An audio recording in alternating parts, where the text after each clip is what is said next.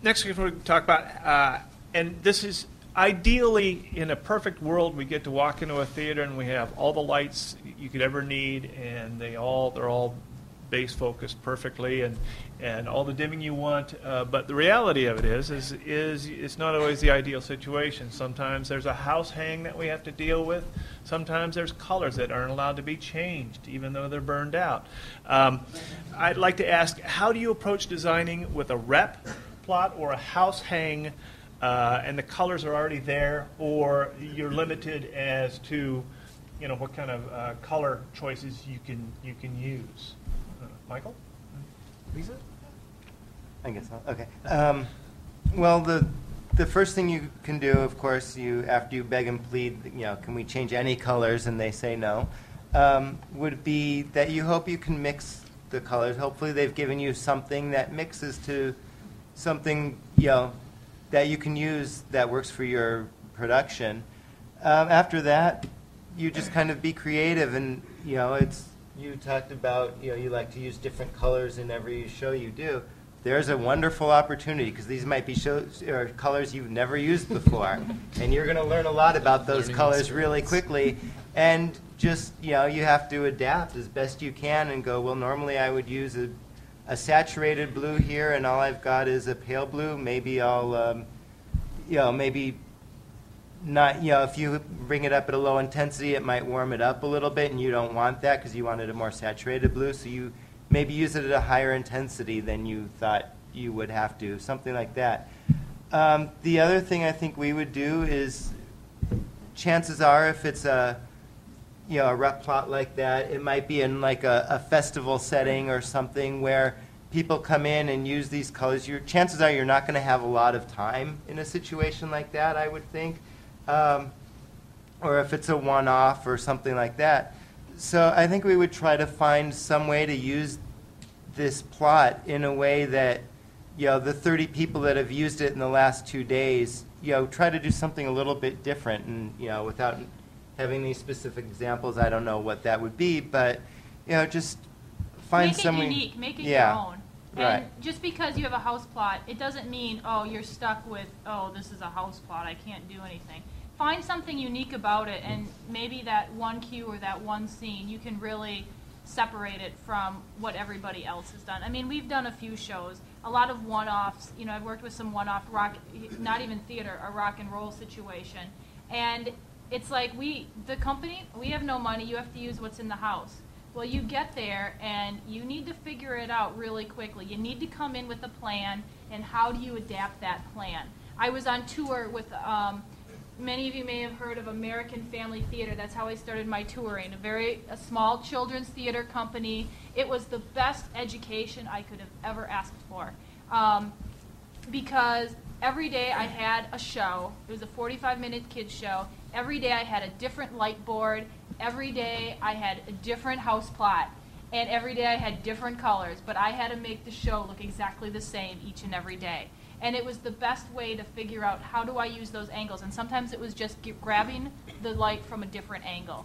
Or, how do I use that? Maybe it was, the old 360s, and you had a little warmer light than you had with the Source 4s. So you were able to play with the color, temperature, everything. But the best part was, I only had usually an hour to 2 hours to make these decisions and to make it happen.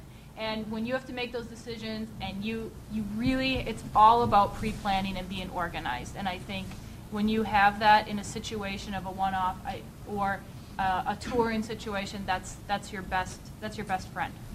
I did 1 million American college dance festivals where they bring in colleges and they present a 15-minute piece. And what I would do is, in my bag, I'd pack a Color Trend mini ellipse, which at the time was the smallest light you could get, and I'd take 2 of those and a little household dimmer. And if we couldn't change the colors, I would at least plug them in downstage, pointing across, and light the dancers' costumes, not to create a huge effect, but to give it a little bit of a different look from the other 16, 20 pieces that these people saw and were judged on. And again, it was all self-contained. I'd plug it into the wall. I'd have my own dimmer. I'd bring it up. I wouldn't bother anybody. I wouldn't walk in and say, "Hey, can can you hang this for me? No, it was just one of those little 4 stands, but it gave it just a little bit of a nicer visual overall. I don't put it past me to walk in with my own color in my briefcase, particularly if I'm going into one of those rep situations. If you're dealing with dance, and this really works in dance, there are almost always going to be at least one set of lights that you can reach standing on the floor. And if you walk in and you say, look, I've already got this color pre-cut, can't we just drop those in those units? They're really hard-pressed to come up with a reason why they can't do that. Yeah. Okay? So, come prepared, come ready to make alterations, also be ready to deal with not being able to. I've recently been doing a lot of design with Giordano Jazz Dance Chicago, and they work from a rep plot, and they have 3 side light positions that you can regel. And that has been an issue for me, coming from being in charge of the entire plot to basically down to, okay, I can pick 3 colors, and they're all going to come from side light positions. There's no alteration of anything else. On top of that, they use a lavender as a backlight, and they oscillate between a gray floor and a black floor. Think about that for a little bit. So the first thing that I figure out how to do is to use the rep plot as little as possible so that I can make the statements that I need to with the positions where I can control something. And then I layer the rep plot in on top of what I have determined. So I tend to work a little bit backwards from what I usually do. I mean, if I'm working on a piece and it's my own, I'll work from background to foreground and then go back into the background and adjust it to whatever the foreground has become. In this situation, I start foreground. I start on the dancers with the side light, and then I figure out what I can work around that without diminishing what I've already established. So it does change my method of building cues. It doesn't change my way of thinking about the piece, but it'll change my way of building cues. That's the concession that I wind up making. Like these guys said, it's all about making it your own. I mean, I'm sure that 10 different designers could go in on one rep plot and have it be completely different,